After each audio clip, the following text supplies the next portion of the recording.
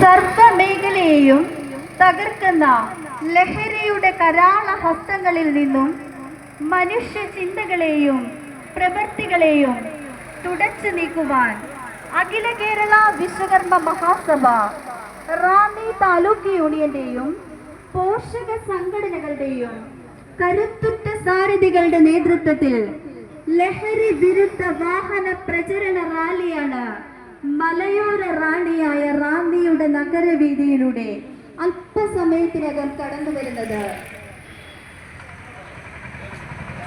ഇട്ടേപ്പാറ Minerva ജംഗ്ഷനിൽ നിന്നും ആരംഭിക്കുന്ന rally Ranni sub inspector of police Shri Manoj Kumar flag off ചെയ്യുന്നു.